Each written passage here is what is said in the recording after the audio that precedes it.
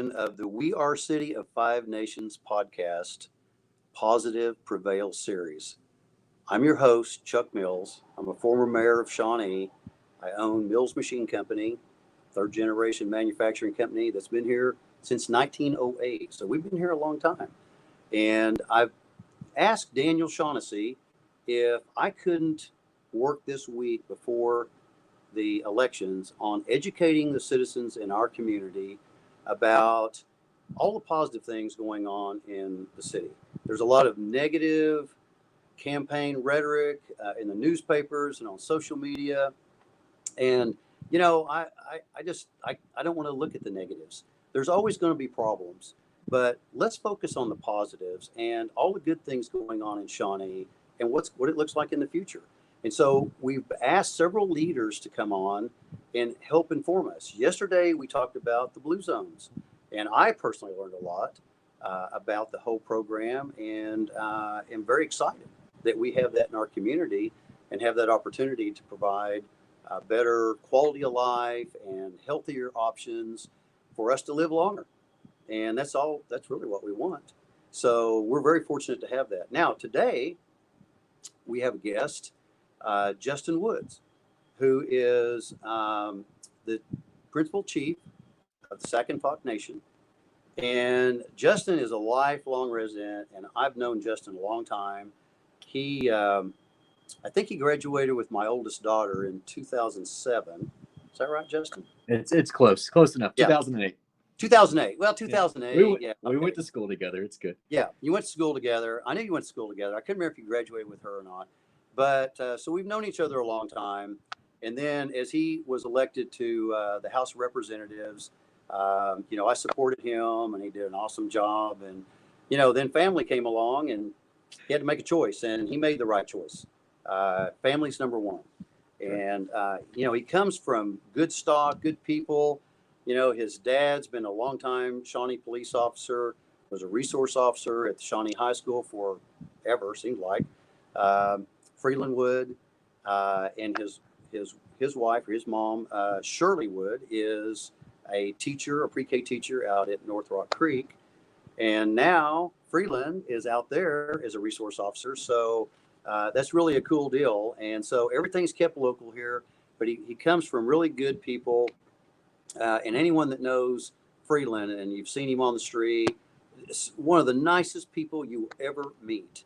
I always enjoy talking to him, and he might have had my back, one of the few guys that had my back when I was mayor, because we like each other. And so I really appreciate that. But now Justin has been elected to the principal chief of the Sac and Fox Nation. And, just to give you a little background, of course, I work very closely with all of the tribes in our area. The Citizen Potawatomi Nation, the Absentee Shawnee, the Kickapoo, and the Sac and Fox when I was mayor. And I respected their sovereignty. I don't think that they got a lot of that. Really, they were just looking for respect. And I respected it because I knew they were like another nation, another country within our city limits. And I thought it was a unique opportunity. And so I did what I could to partner. And at that time, the Sac and Fox, along with Truman Carter and a group of other people at the elected officials at the Sac and Fox Nation, contributed millions and millions and millions of dollars in our highways and our roads, and partnered with us and have made it a lot easier to get around Shawnee, to and from Shawnee, and bridges, and all kinds of projects. And, we haven't done probably as much as that as we have, I think, in the past, or maybe I just haven't seen it. But there's still some partnerships going on, but we did some big time stuff together. The other thing is the Sac and Fox have been active in helping us with even some of our social issues and with kids and housing, and as well as some of the other tribes. But we sit pretty squarely. Most of Shawnee, I think, sits pretty squarely on Sac and Fox Nation territory, because the Citizen Potawatomi Nation is pretty much kind of south of the river. Kickapoo is right there at Kickapoo Street and back to the west, and the absentees are kind of in the middle somewhere. So really, the Sac and Fox should be one of our best partners. And I really want to talk to Justin about, what his relationship is now, coming from being a representative of the community for 6 years and then going into a tribal representative, two different governments, hopefully that can work together like they have in the past, and even more so in the future, to help all of us have a better quality of life. So, Justin, I've talked probably enough. I really need to hear from you. You're the guest. Thanks, Chuck. So I served Oklahoma in the state legislature from Shawnee, and married to my wife Olivia for almost 10 years, and we've got 4 kids. So Jocelyn, Everett, Finley, and Harrison, and so 2 boys, 2 girls. And when I served in the Oklahoma House, it was probably we had Finley in 2016, and about that time I decided not to file again. I felt like it was time to come home, take care of my family, do that the right way. So I went to work for a nonprofit, and so worked for Big Brothers Big Sisters during that last term in office, and then ended up taking a promotion with them and stayed with them for a couple of years, and worked for American Cancer Society as director of government relations. And then I went and worked with another great Shawnee resident, Amy Walton, Loftus Walton, and worked with her at OCAST. And so Oklahoma Center for the Advancement of Science and Technology. And while I was there, I started getting phone calls about running for chief of my tribe and the Sac and Fox Nation. And my dad is a member of the Sac and Fox Nation, and so I come through that lineage, and we very proud of that heritage. And so I didn't think at 29 years old I'd have that opportunity. So I'm really fortunate to have that. I was elected to the state house at 21, and then at 29 I get elected to lead my tribe. And sovereignty is really important. I'm glad you brought that up. And we are sovereign to run our own government. And so we do take money from the federal government. And so all are certain federal rules and regulations we have to follow. However, for the most part, we're sovereign. And one of my goals is to become financially sovereign, so have economic sovereignty. And we don't have that yet. And so we do really well with our food distribution program, working towards food sovereignty. We work that through USDA, and we serve five different sovereign jurisdictions. So 5 different tribal jurisdictions. We do their food distribution program through the USDA, and so which is really cool. But I'm excited to be a leader here and to work with this business committee. And one of my goals was to move forward with purchasing businesses that are currently operating. So not starting from the ground up, but purchasing businesses that are currently operating and making money. We started with Shawnee Trophy there in Shawnee. Mm-hmm. Now it just so happened that we bought it right before a pandemic hit, but it's going really well there, and I'm proud of the opportunity that we took there, and there's other opportunities we have too, and within Shawnee, and then in Prague and Meeker and Stroud, all the way to Cushing, we have opportunities, and we're going to take them, and we're going to hit the ground run. We hit the ground running back in June of last year. This is almost the year to the date that I was elected. Wow. So it's I was sworn in. I was sworn in on the 27th of June, and so we're getting pretty close to that. And so that's something that I'm really excited about, is moving into the next 3 years, get this first year under my belt and move into the next 3 years. And so some of the things that we have started, so we want to partner with our schools. And so we just so happened to partner with North Rock Creek just a couple of weeks after I was elected, and help them purchase some playground equipment to help with some of the recreation stuff they're doing. And going forward, I think we'll continue to do that through our donations line item that we take from our casino earnings. So for the last 5 years, we've donated over $3 million back into our jurisdiction. And so that's from Shawnee all the way to Cushing. We've donated nearly $3 million, or over $3 million in that 5 years, more so this year. And I don't have those numbers in front of me for this year, but over $3 million in 5 years. And then over the last decade, we've put $17 million plus into roads and bridges within our jurisdiction. Wow. And so, it's an incredible commitment from my nation. We're 4,000 tribal members. The majority of them do live in Oklahoma, and a large number live in Shawnee. And so obviously we're talking about Shawnee today. And so, right. But I'm excited to partner going forward. And I have a relationship with a few of the current council members, and I'm excited about growing that with whoever the new mayor happens to be. And then, of course, working with the state government as well, and the leadership there in the Shawnee area is something I'm passionate about. I think that we have an opportunity to really grow with how we work within state government and how we work within within the city government as well. What communication have you had with some of the current leaders? Is it regular or just intermittent, or are you guys trying to work together with some deals, or is it just reaching out saying, hey, you're the new chief, let's get to know each other? What was that? How did that start? What was it, and with who were you talking to? Sure. So I've talked to Mr. Bolt and to Mr. Rutherford, and those are the two that I really had the conversations with over the last year. However, I mean, really, it was interrupted by the virus, and we all Right. kind of started taking care of our own at that point. And the reality is that our focus will always be number one on our tribal members, and whatever we can do to make lives better for people living within our jurisdiction, our tribal members will also do. And so you're going to see some of that come down the pike. We actually received a grant to distribute to native agriculture, so people that own farms and ranches or work on farms and ranches within our jurisdiction. We received a grant to give out COVID relief to those people. So we're about to announce that. And so you can, if you're native of any tribe and live within our tribal jurisdiction, we'll be able to help you out. And we have several farmers and ranchers that are native that live within this jurisdiction. And so there's going to be some money there to be able to help. So it's not always just tribal members. Just like our clinic, we're about to expand our clinic to 36,000 square feet, and it's currently under 7,000 square feet. So it's going to almost, it's almost going to be 6 times the size of what it is currently, or 5 times the size of what it is currently. And we serve all tribal members of any tribe that live within our jurisdiction. We serve them there at that clinic. And so we're going to have greater services there than we've ever had before. And so just little things that start to add up, and how we treat people and how we take care and serve people. And customer service is something that I want us to get fantastic at. And our tribal members are people that we need to be serving in a really in a great way, not just okay or fine, but making it something that's a priority. So you have a lot of intertribal relationships with other tribes like that surround us in the surrounding area where their residents may live in your area on the nation's land. How does that work? Do you?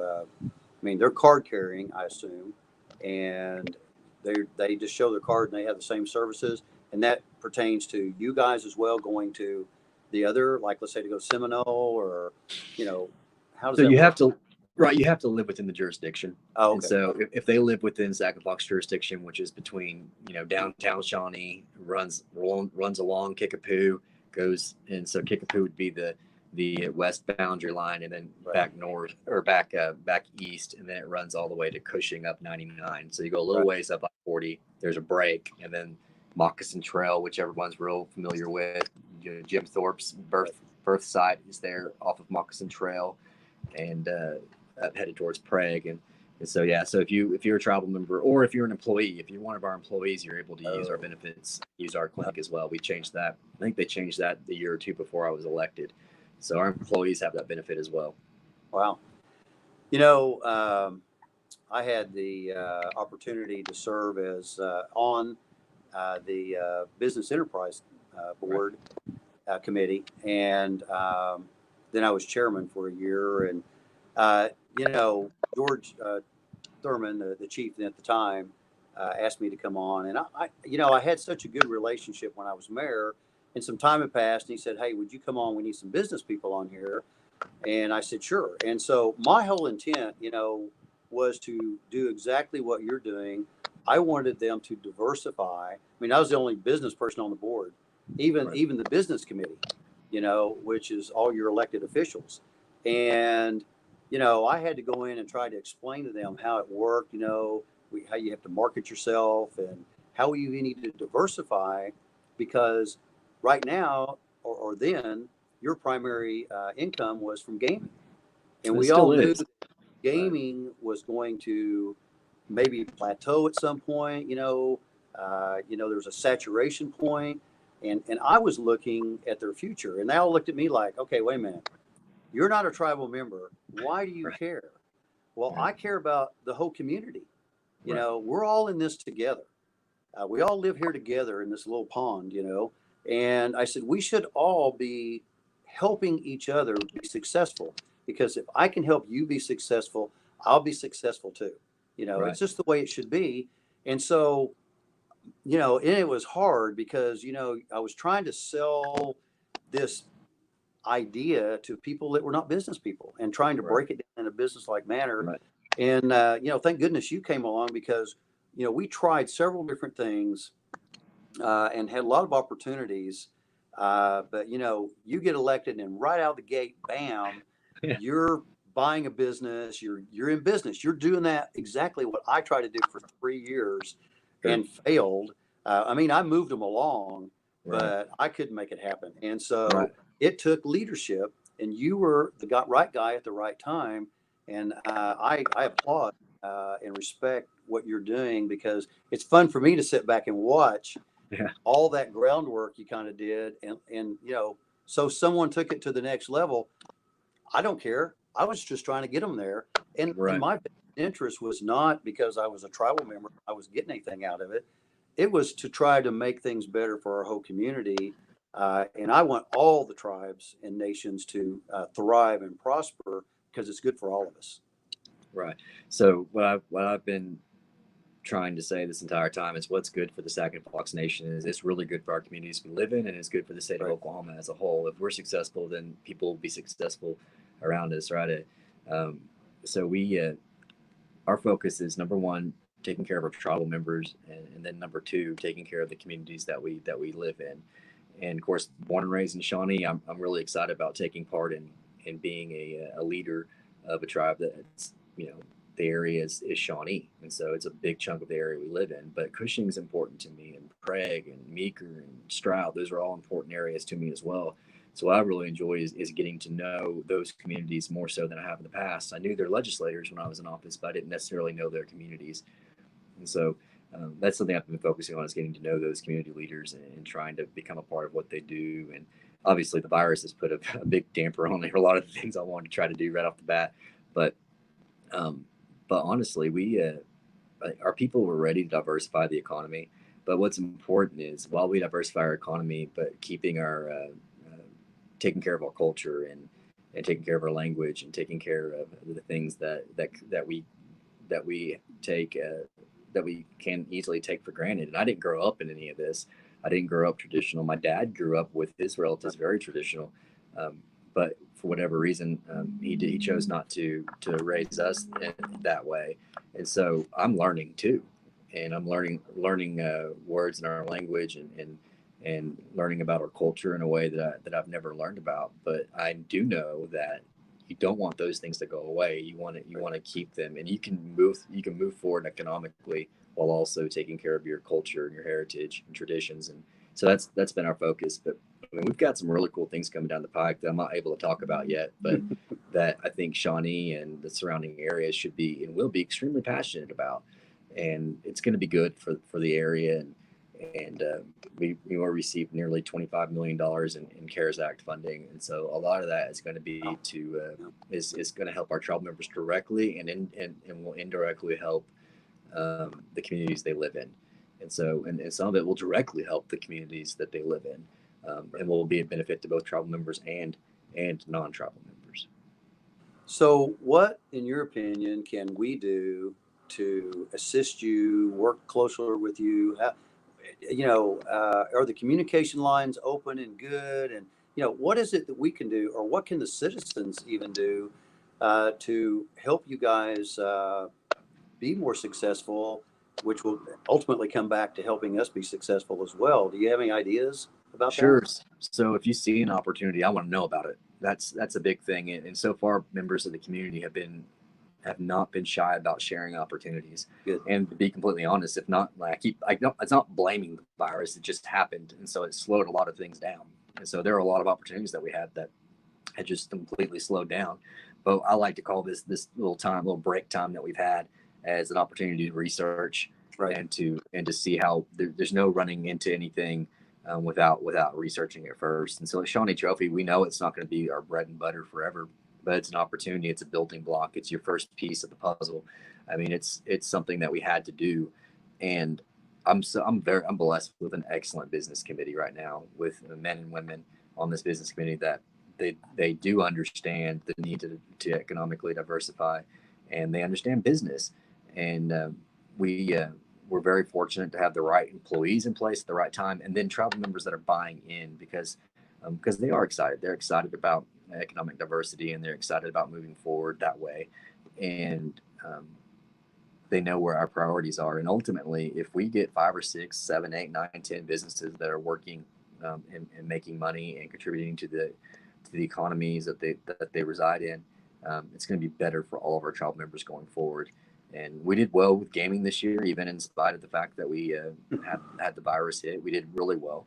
And so, I mean, with that in place and doing well, and if we can keep that engine running, everything else will just fall in place. And we're very fortunate, been blessed this year, and even with everything that's gone on, in the face of everything that's been going on, we've still been blessed, and I'm excited about the opportunities that we have going forward.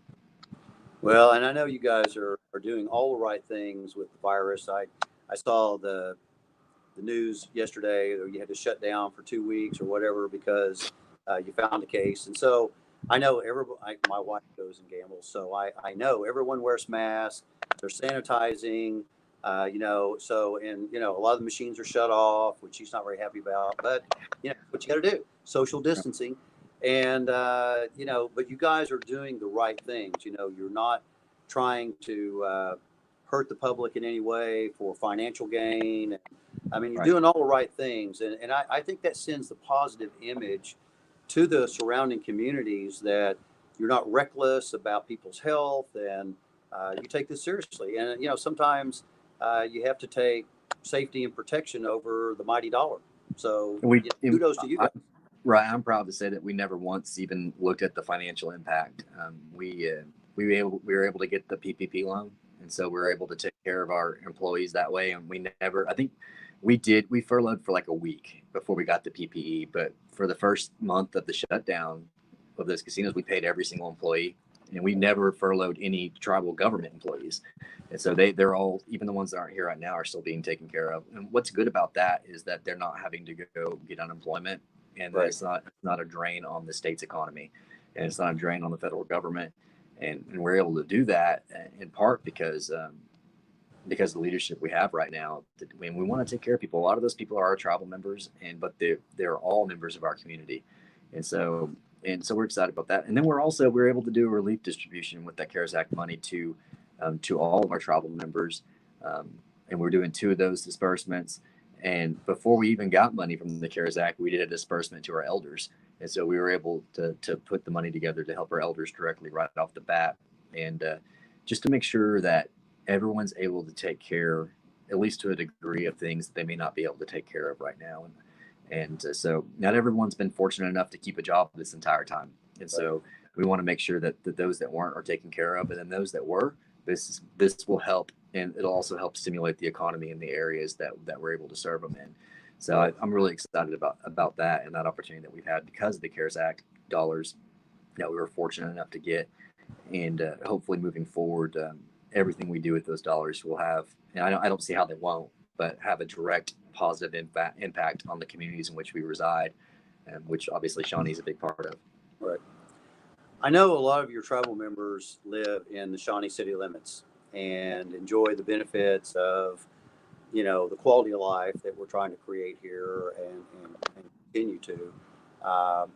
So have you guys been invited or been a part of any of the studies for, and I'm going to go back to blue zones with, sidewalks and walking trails and bike lanes, which is controversial, I guess. I mean, but have you guys been involved in any of that in the Blue Zones project? I mean, have you been invited to the table, or have you wanted to, or sure. What do you know about all that? So I know a lot about Blue Zones because of the involvement I had when I was with the American Cancer Society. And so that's where I learned the most about it. And so while I've been chief, I have not been approached about Blue Zones things directly. However, transportation and things like that, we were contacted on. So indirectly, yes. Okay. And I think if that stuff's done the right way with the right type of community input, that it can have a huge benefit. But Blue Zones without community buy-in doesn't work. you Right. have to have community buy-in, and almost everyone has to be bought in. Right. And it works the best when everyone is bought in. Now, believe me, I understand from being a state representative to being a tribal leader that you can't make everybody happy all the time. Right. And it's not my goal is not to make everybody happy. It's to serve everyone in the best way possible. Right. And sometimes by doing that, you make people upset.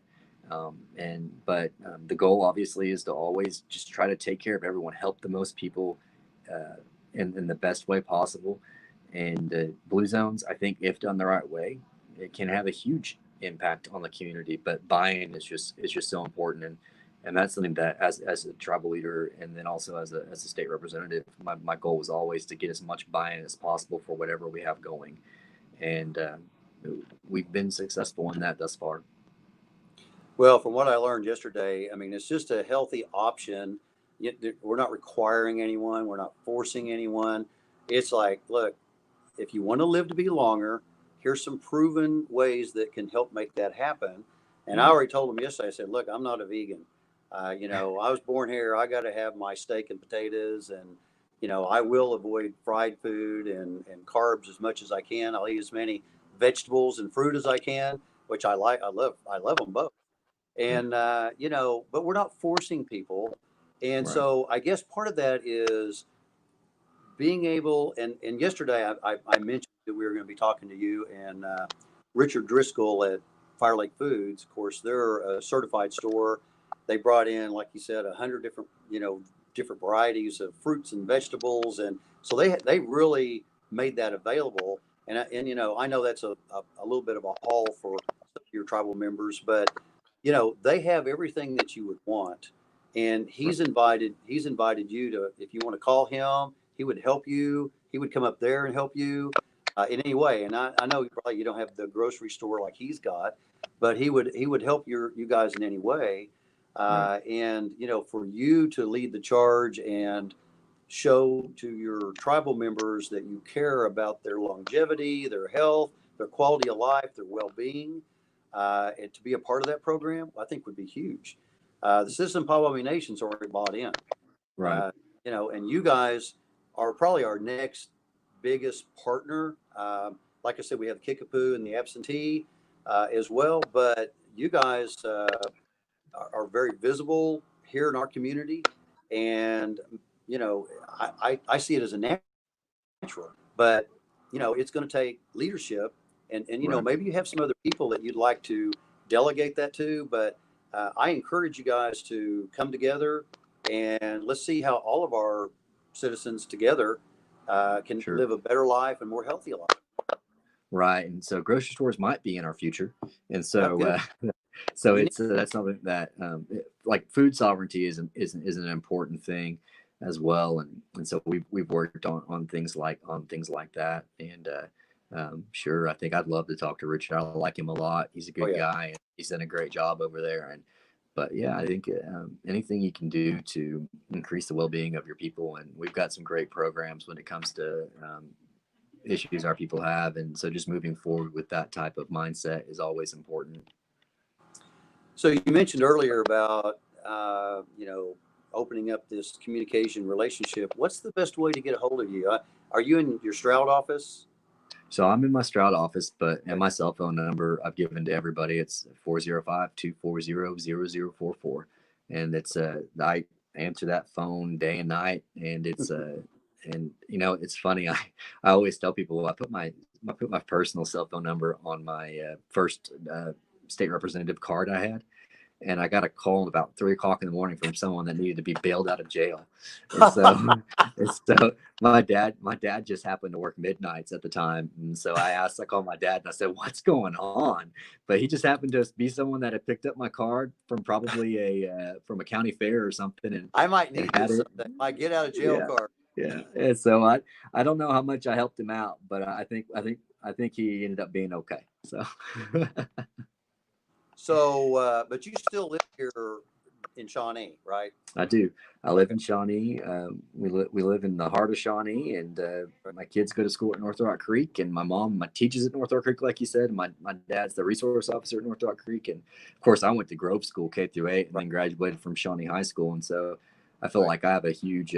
My heart is definitely in Shawnee's public schools, and the about impact that the positive impact that can happen from being, you know, born and raised in a community and staying in that community and taking care of raising your family in that community, because your kids get to have some of the same teachers you had, and they get to uh, enjoy the same entertainment that we enjoyed as kids. And of course, Shawnee's just growing like crazy. And Oh yeah.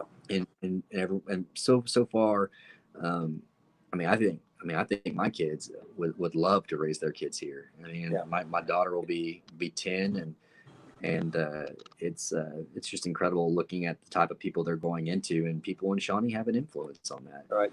And Well, you know, Oklahoma City is coming. I mean, that 6 lane is, you know, they're saying going to 177, but they're really talking about going to Harrison, which is going to be good for you guys and us as well.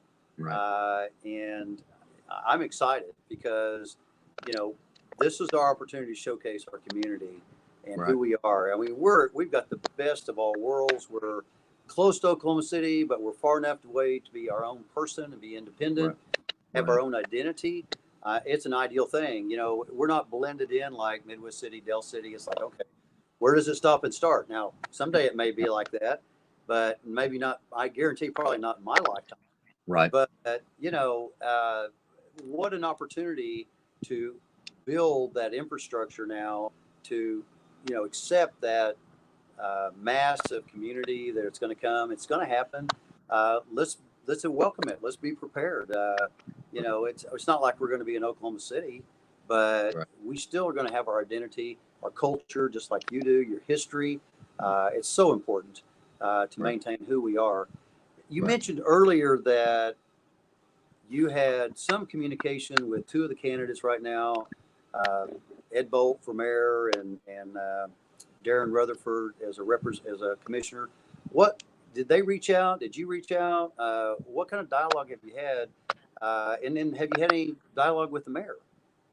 So listen, I've had some vehicle issues, and Fred's just happens to be one of my favorite places to go to get my car taken care of. And it was one thing after another. And so really, I mean, I've known Darren for years, but that kind of started that way. Ed reached out to me right after I was elected to talk about some of the transportation stuff that we've been partnering on, and we helped fund a survey that was done, a study that was done on transportation. And now, like I said before, what we're dealing with right now has kind of put a halt to a lot of those discussions. Right. But I do think that we're getting closer to maybe a new normalcy. It's probably not going to ever be the same, at least not the way we remember it. I mean, I wear my mask as much as possible still, and I think people should try to wear their mask, and especially in the situations in which they might be exposed. And so, but I think that hopefully my goal is within the next several months to visit with those new elected officials, and I'm not so sure it'll be the same people, but to have those relations and build upon them. And really, I haven't had a lot of conversations with the current mayor. It just, for whatever reason, we haven't connected, but there's no ill will. It just hasn't really worked out to have those conversations, and just not convenient. Right at the time, no. And so, but I mean, I think that it'll be whoever's elected mayor. I have a good relationship with all those candidates, and to be able to have a really good relationship will be there. And I look forward to putting forth the effort, and honestly, I mean, they know I'm Shawnee, born and bred. Like it's not hard to get me to buy in on something. It's just a matter of whether it makes sense. And so whatever it is has to make sense culturally for us, and it has to make sense for the plans that we have, and most importantly, it needs to make sense for my tribal members for buy-in. And so that's always important for me, is to have that tribal member buy-in, has to be something that makes sense for them, and that something that really will benefit them first, because that's what I do. I'm their chief. And so, but hopefully no matter whatever we do should always be good for, if it's good for us, it should be good for Shawnee as well. Well, everybody has to remember that you have 4 other elected officials in your business committee that you've got to convince, or at least a majority of, and then you've got to go before the general council, which can be pretty tough. And there's a lot of elders and a lot of people who've been around a long time that don't make a decision very easy. or very quickly. Right. And you have to respect that. And so people that come and talk to you have to understand, you're not the king, Right. No, it's absolutely right. you're the I'm king, an elected, I'm an elected representative, and ultimately, that 5-member business committee can make decisions. But for the most part, I'd love to go through the governing council for things, because that means if they agree with it, then there's real Oh, yeah. buy-in. Oh, And it's a big deal. yeah, and so and I think we have some of that buy-in, and there's some projects that I'll work on the next couple months of trying to get some full community buy-in on, so we can get those things approved and move forward on them. And Right. ultimately, nothing I've done has been for any purpose other than serving my people ever. And so, I mean, I told my dad I wanted to be a police officer so bad when I was in high school, and my dad spent years talking me out of it. And he wanted me to go make money, and he wanted me to do something that wasn't so political. And of course, I went to school to be a teacher, and then I ran for office. And so I'm stuck square in the middle of doing things for people, and that's what I like to do.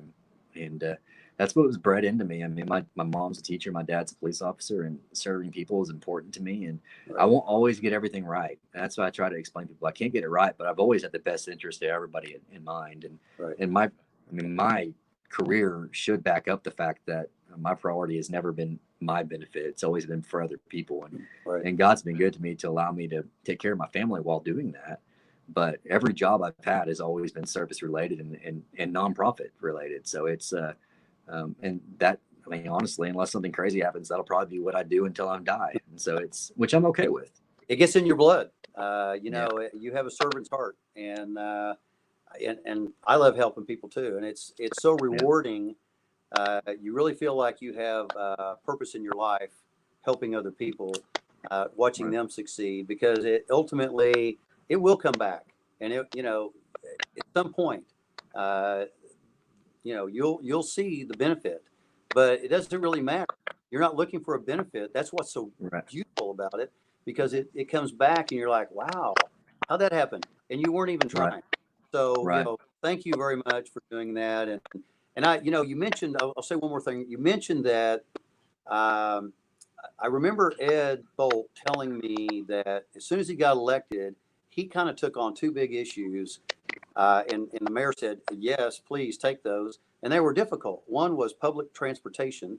And that's where he reached out to all the tribes. And you just mentioned that, reached out to all the tribes and all the other partners in the community about, how can we help our citizens get to jobs and to doctors?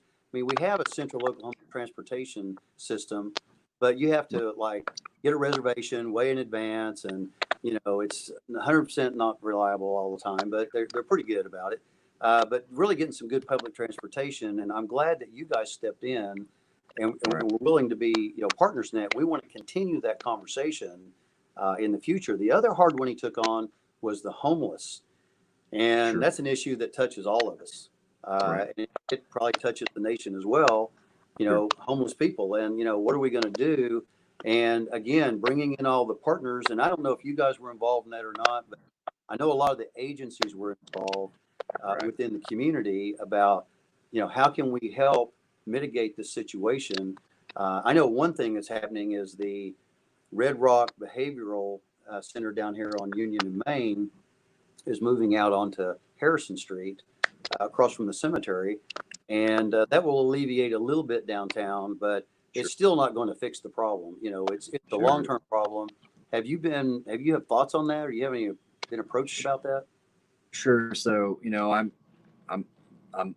unabashedly pro-life, and I have been since I was a child, and something I believe in. And what I've always talked about is that if you're pro-life, you got to be pro-life from the beginning to the end. And if you're not, then it's hard to claim it. And so I believe in trying to take care of all of our people, but I mean, it's difficult when people are trying to run businesses downtown, and all of that plays together. But there are a lot of great organizations that that can help take care of those people and get them to where they need to be. And if they want to find a job, help them find a job. And I know there's some great people in our community that do that every day. Now, while I haven't been approached about that directly yet, I mean, if they were to approach me, I know that'd be something I believe in trying to help with. And as long as the best interests of those individuals are at heart, then I think that's something we should always strive for is trying to help the most people that we can. And every tribal nation, every city government, every state government has a population that needs extra help, and I'm sure that if they reached out, we could find a way to be a part of it. That's the answer I expected from you. You're very Yeah. predictable because you're a genuinely nice guy and you do care about other people. And I can't think of a better leader for the Sac and Fox Nation. And they're blessed to have you in place at this time. Your energy, your experience, your compassion, it just doesn't get any better. You're all in that one package. And I know it's such a difficult position because just like any elected position, there's a lot of people that want things from you, demand things, and your hands are tied on a lot of issues. So I appreciate you doing what you can do. I appreciate your time for coming on and sharing. I think that more of this needs to happen. We need to have more dialogue and more communication with who we all are. We're all together here, Right. and Daniel's done a really good job with these podcasts and trying to help. And I'm just tickled to be able to have the opportunity to showcase all the positive things that are occurring in our community and how bright the future really looks. And Right. Truly, the Sac and Fox, nation is one of those very bright opportunities that we have here in our community. So I applaud you, and trust me, I will do whatever I can to help you. And I believe there will be a lot of other people here as well. So I look forward to the next 3 years. If this first Me year too. is any indication, I look forward to the next 3 years. I think they're going to be phenomenal. This whole area is just poised to explode and grow and create new opportunities for all of our citizens. Yeah, I'm ready to get this year behind me. I understand. I think 2020, we'd like to just kind of do a flush and do a start over, but Yeah, let's just go on to 21. that's 21, it. the key. Yeah. So, anything else you want to say while you got an open mic? Right. So I'm not sure when people will see this, but we vote on Tuesday. So we have a big Right. vote in Shawnee and statewide, and I think that taking it seriously and playing your part when you can is important. A civic duty that not everybody takes seriously, but we all face the consequences of whoever's elected, and so whatever decision's made. So I encourage everyone to get out to vote and take their time to be safe while they do it. Wear your mask if you can, and wear gloves if you can. And if you haven't got your absentee ballot, then make sure you get out there and vote on Tuesday. Right. Well, and if you want to early vote, you can go Thursday, Friday, That, or that's Saturday. that's right. Yeah, early voting. I always early I like vote. the I early love voting. I love it, it. man. Yeah. It's the best. You kind of get it done and just then watch everybody on Tuesday. That's right. But I think there's gonna be a good turnout. And you're right. Everyone really needs to do their homework. They need to pay attention. Pick the person you think that's going to do the very best job for the next 4 years, uh, locally, statewide, and federally. And that's what part of this series is about. So I appreciate your wise words. And I'm going to wrap it up by saying that we are a City of Five Nations podcast.